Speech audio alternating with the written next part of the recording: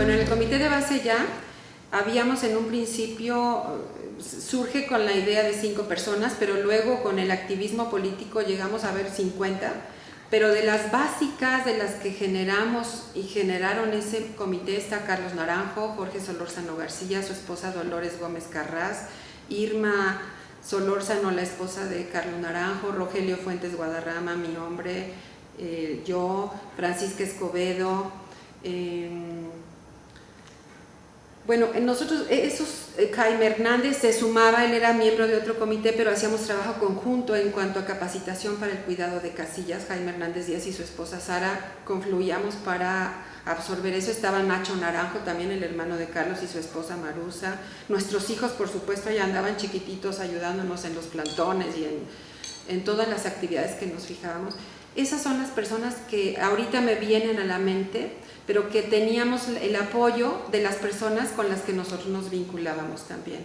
Si me olvido de alguien, pido una disculpa. Ahora sí, retomemos tu primera participación como candidata. ¿Candidata al comité? Al comité, claro. Y luego... ¿Estatal? Sí, sí, sí. Ajá. Bueno, paralelamente a que, como pierde la planilla encabezada por Rafael Melgoza y Leonel Godoy ante Octaviano Alanís, yo formo parte de las personas que quedamos dentro del comité mitad y mitad por la proporcionalidad que en esa fecha marcaba el estatuto, y entonces me toca ser la primera mujer que llega a un cargo estatal. Y bueno, la sorpresa que me llevo es que cuando estábamos en la primera reunión, Octaviano Alanís me pide que yo prepare el café, y por supuesto pues ahí empezó una lucha porque yo le dije que yo no estaba ahí para preparar el café. Recuerdo en ese entonces como compañero de ese comité a Wilbert Rosas, porque a mí me comisionaban para ir a formar las asambleas distritales y yo iba cumpliendo mi tarea a Guandacaré o a Puruándiro, y luego me decían que llegaba Wilbert a deshacer lo que ya estaba decidido y firmado. Entonces eso me habla, y eso duró muchos años. Eso habla de que al interior nos estaba moviendo un espíritu muy grande de cambiar las cosas, pero que al mismo interior no nos habíamos puesto de acuerdo ni cómo, ni con quiénes, ni en qué momento. Porque fueron varias experiencias de ese tipo.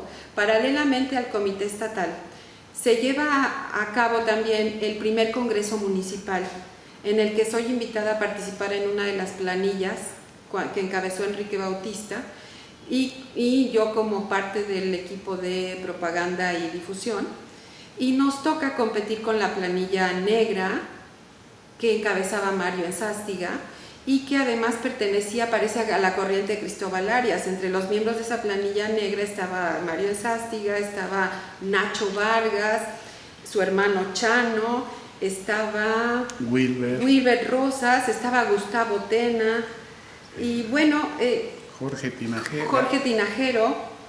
Nos tocó enfrentarnos, porque ahora sí fue un enfrentamiento en ese congreso, y la lección que nos queda fue que a qué nos llevó ese enfrentamiento, a qué nos llevó que cuando estábamos en pleno congreso la planilla negra decidiera salirse porque parece ser que Cristóbal Arias les pidió que mejor desconocieran el proceso porque iban a perder. Entonces nos enfrascamos desde entonces en una lucha de descalificación del contrario, que muchos años después nos dejó la lección de que eso no nos funcionó y nadie salió ganando con eso.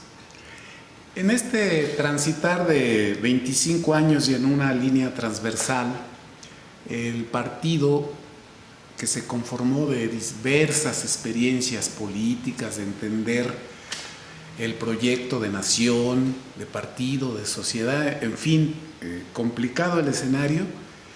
¿Cómo valoras los momentos de división y entre básicamente durante 10 años del equipo que se conoció como de Cristóbal y de Robles Garnica Cristóbal? ¿Cómo lo valoras? ¿Qué tanto benefició, qué tanto perjudicó para alcanzar los objetivos?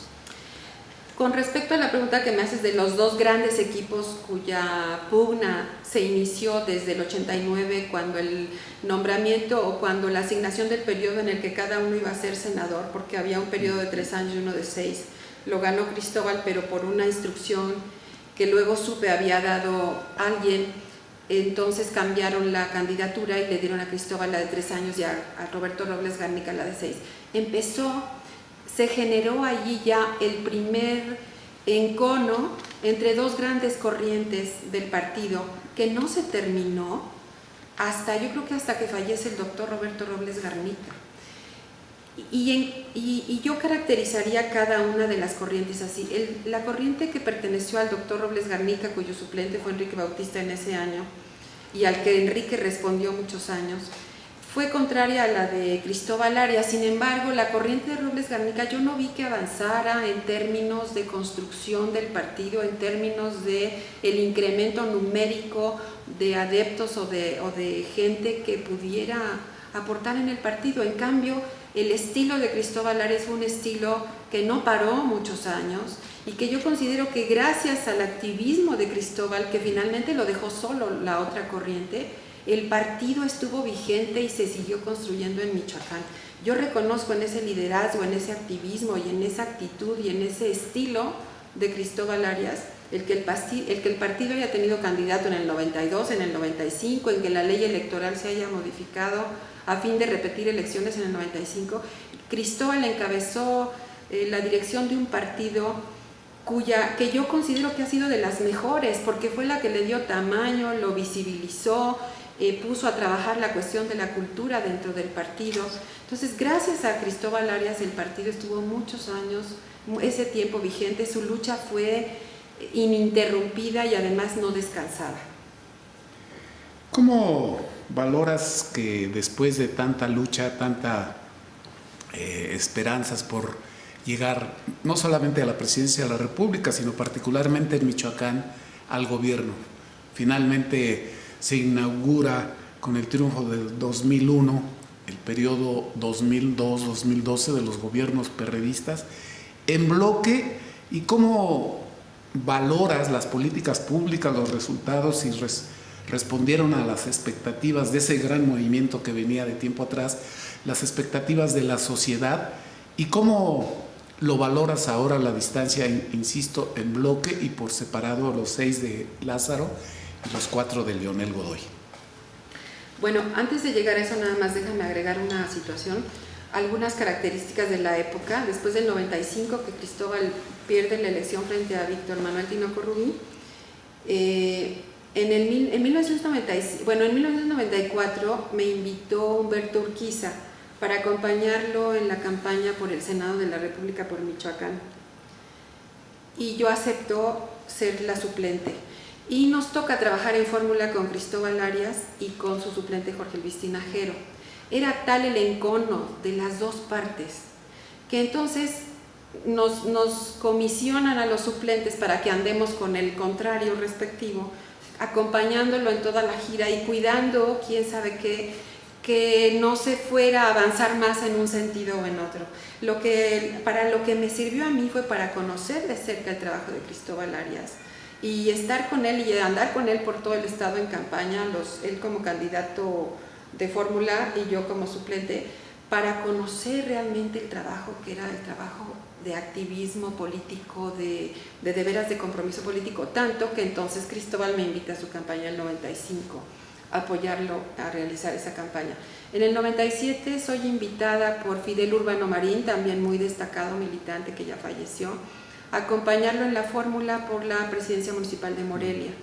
Y yo estuve con él como candidata síndica y por la forma de votación pues me tocó ganar a mí en la fórmula, no a él, y entonces yo quedo como candidata junto con Juan Iriarte y me toca hacer la campaña constitucional con Juan Iriarte. Yo recuerdo que en aquella época mi candidatura por la presidencia, por la sindicatura, tuve 3.500 votos en Morelia, que es una cifra que nunca más se ha vuelto a obtener, inclusive más que el candidato a presidente municipal. Y en aquel entonces no podíamos las mujeres acceder a nada de propietario y a nada de lo de arriba. Las mujeres teníamos que ir como suplente o en los plantones, como las que llevábamos las tortas con los frijoles o para servir el café, como nos decía Octaviano Alanís. A tu pregunta, Mario, bueno, tuve la fortuna de trabajar con Cristóbal en su campaña y de esa manera perdimos, por supuesto, en el 98 el carro completo, aquel del PRI, increíble, que yo pienso que fue el antecedente para que en el 2001 Lázaro ganara, porque fue un abuso ya del PRI Y fue un descaro esa forma de ganar con el carro completo en el 98, en el que por supuesto perdimos la candidatura, todo el PRD. Entonces se genera la esperanza de que Lázaro Cárdenas Batel acepte ser candidato al gobierno cuando era senador de la República, y entonces me empiezan a convocar a participar con él, con Felipe González cuando venía a Morelia, a Michoacán a dar conferencias, y empiezo a participar con Lázaro Cárdenas Batel en una serie de actividades que nos llevan derechito hacia su precandidatura al gobierno de Michoacán. Bueno, como se sabe, Lázaro ganó con muchos votos, con una votación muy grande. No fue posible que el PRI impugnara por la gran cantidad de votos y gana por primera vez la izquierda en Michoacán. Ciertamente el gobierno de Lázaro Cárdenas Batel fue un gobierno que nos tomó a muchos como por sorpresa en términos de llegar y ver lo que encontramos y no poderlo decir o no saberlo decir o pensar que no debíamos decirlo. Lo que ha dado origen a todo eso que dicen que todo el boquete se inició con el gobierno de Lázaro Cárdenas y que el narcotráfico empezó con el gobierno de Lázaro Cárdenas, cuando eso ya venía de años atrás, no se puede demostrar, pero sí nos tomó por sorpresa cuando llegamos como gobierno, porque teníamos la ilusión de echar a andar las políticas sociales como política pública del partido, en lo que creíamos en el partido, y no nos fijamos en todo eso que ya se arrastraba en el Estado, todo eso que estaba anquilosado, todo un aparato que no se pudo romper en 10 años. Bueno, pues la prueba está en que en 3 años tuvimos 8 gobernadores, entonces eso quiere decir que pues Leonel Godoy no gobernó mal, Leonel Godoy no llegó diciendo que el gobierno estaba quebrado, que no iba a salir adelante como llegó Fausto Vallejo. Y bueno, pues eso también habrá que estudiar todo ese periodo de 10 años del perredismo, porque fue cuando más impulso se le dio a los programas sociales. Bien, si yo te pidiera que hicieras un esfuerzo por hacer un resumen apretado de estos 25 años de la historia del PRD desde una mirada muy michoacana, ¿qué claroscuros, qué altibajos podrías destacar en esos 25 años? Bueno, en 25 años han sido dos fuerzas opuestas. Por un lado, los que creemos y creímos en la fundación del partido, desgraciadamente compartí con muchos de ellos la formación, yo ya están afuera, por circunstancias que son las mismas que le dieron origen, por las pugnas internas, porque llegaron personas que no compartían quizá ese mismo deseo de cambiar las cosas, que prevalecieron en el partido las viejas costumbres del PRI que llegaron a él, en donde la gente llegó esperanzada a que le pagaran y luego a querer cooptar gente y luego a querer sacar dinero de todos lados, cuando quienes empezamos en esto no estábamos esperando recibir ninguna paga porque lo hacíamos de corazón. Eso por un lado. Por el otro, en términos ideológicos, faltó mucho para que se definiera qué era en realidad lo que quería el partido. Sí, muchos estatutos y muchos congresos, fuimos muchas veces a México, pero siempre estuvo presente una pugna por ganar algo que creyeron que era una cosa que las iba a hacer poderosos, pero en realidad fue la rifa del tigre siempre. Bien, ¿alguna anécdota agradable, desagradable que te haya dejado el recuerdo para toda la vida? Y si hay alguna que te haya marcado como mujer, como activista política, ¿qué recuerdas? De recuerdo positivo, recuerdo la integración de mi familia, mis hijos chiquitos, a ese espíritu y a esa gana y a ese deseo y a esa creencia de cambiar las cosas con el llamamiento del ingeniero Cárdenas, y eso le dio a mi familia una conformación distinta. Fueron muchos años, fueron 15 años o más, de ver a mis hijos cómo crecieron y me decían: mamá, yo ya no quiero dormir en escritorios y ya quiero comer cuando me toca comer.